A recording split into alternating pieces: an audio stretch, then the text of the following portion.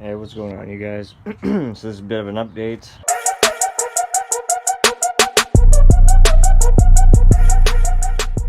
As you can see, I got a lot more stuff out of the engine. And the last thing that I need to do is drill this guy out. As you can see, I've got started, and as soon as he's out, then I can get this whole bracket off. And come on, focus. And then I can get this bracket off. This is the accessory bracket. Get that guy off, and then once that's off, I can work on the motor mounts, get the engine up, and then get to cleaning all this rust. Clean all of that up, and I'm gonna try to get these mounts off. Hopefully they come off nice and easy, and then once that's done, that's pretty much it. I can paint the block as best as I can, and probably pop the valve cover off, paint that too, and then while the block is drying, I can go ahead and start mocking up the exhaust manifold, see how I want to run the support bracket and the downpipe, things like that. And slowly but surely, she's making progress. As you can see, kind of hard to see in the sun, but that's all rotten. It looks like crap. So what I did was I cleaned it up, and now it looks like this. Can't see a thing. Yeah, it's a lot better. So I used basically a truck bed liner in a rattle can. I hit everything with a wire cup, and this is just the first coat. I'm contemplating whether or not to paint these guys or leave them shiny. I'm thinking to paint them. Just paint everything black, and then the calipers I'm going to paint red. I've got all the paint for that. So, and yeah, probably gonna hit all this with a second coat, and finish is the exterior finish has missed a couple spots here, but overall it seems to be pretty good. I dig it a lot. So some of these holes here, probably patch that up and fill it.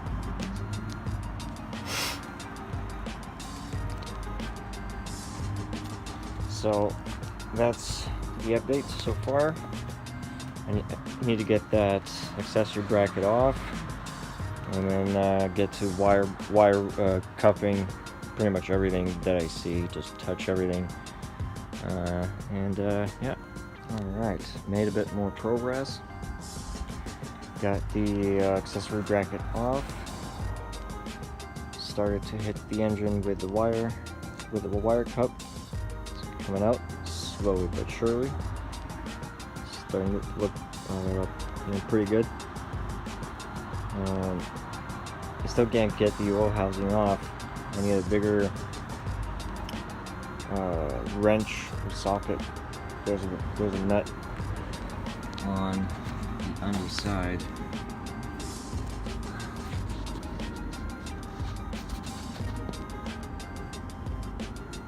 I don't know if you can see that. Okay, so this nut, this guy here, I need a bigger socket in order to take him off, but I don't have that. So for now anyway, it's gonna stay, and it's not looking too bad. I'm polishing as much of the aluminum. The aluminum is gonna get painted, and it's all gonna be black. I have an engine enamel for the block. I've got wrinkle red for the valve cover. The head I think I'm going to leave and just try to clean up and polish as much as I can. But these pieces, they're going to get hit, I'm pretty sure, with the same compound as I'm using the fender wells. It's basically a truck bed liner, and anything that isn't directly on the motor, like these mounts, I'm not going to be able to paint them on the inside anyway, so I think it should be fine. Same thing with the oil filter housing. I think it should be, you know, pretty decent against that heat. Like I said, I've got the valve cover paint, wrinkle red, and got exhaust paint. I didn't manage to get this guy off, so I kind of just cut him and left him to give me a bit more room. The engine bay's coming together. I think I'm going to worry about everything from the fake firewall forward, and then leave that trench. There's a whole bunch of other issues that I got to deal with. There's a bunch more rust. But other than that, it's coming together pretty well. There's tons of room in this engine bay when you take everything out. I mean, that's fantastic, but with the engine bay fully packaged from the factory, there was no room. Alright, what's going on, you guys? So this is an update. I've mocked up the turbocharger. Looks pretty damn good to me. That thing looks pretty badass. So this is an eBay turbo, one of the cheap ones, and these are very good no matter what anybody tells you. If you turn it all the way up to 20-30 pounds, you're pushing 800 horsepower, yeah, sure, these won't last that long. But having them on 12 pounds of boost, these will last for years and years. So having a bit of an issue with the exhaust, and I'd be able to see that in the darkness. Let me see.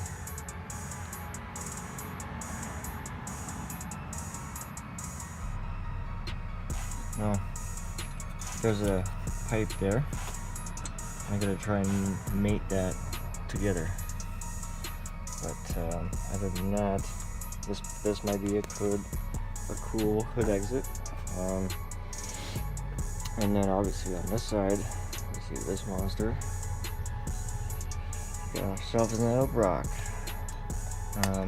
I need a spacer because it bottoms out on the intake here.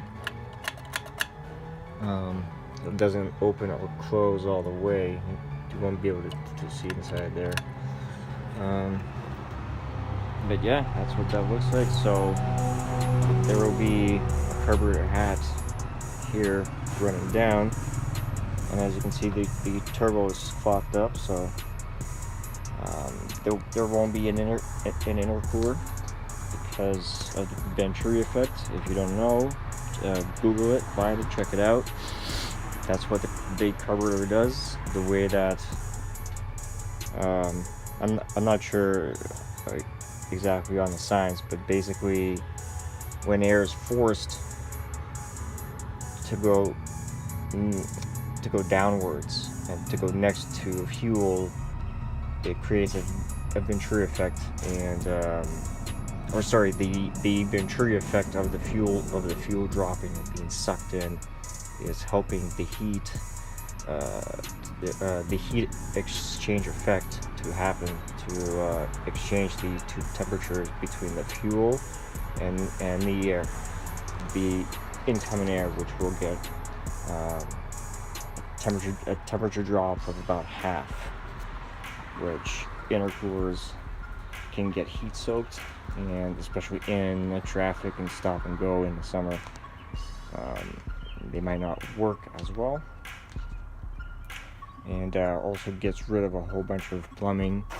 So traditionally I would have something come down here, go into an intercooler, come back up, and then go into the manifold. So that's a lot of piping that's a lot of piping to fill with boost, and so that's gonna help that. Now I'm also thinking, because I'm gonna have to end the video here, unfortunately, because it is getting dark. You're not gonna be able to see much on the camera, but I think it looks so far pretty badass. Now the idea is gonna be to use injectors here. The injectors are gonna take care. This is just a prototype manifold. The injectors are still going to stay and play their role, and they're basically going to help with idle, with startup, with idle, and filling in any gaps that the carburetor might have. Tuning carbs can be a little tricky, and they can be finicky, but the EFI will take care of that. And the combination of EFI and carburetor should provide plenty of fueling. So it's a win-win-win all around. So I still have to throw the 0-34 motor mounts in. It's getting a little dark, so I'm going to do that tomorrow. I still have to continue to sand, paint, and basically clean up. But overall, this is it, and it's looking pretty damn good. Thanks for watching. See you next time.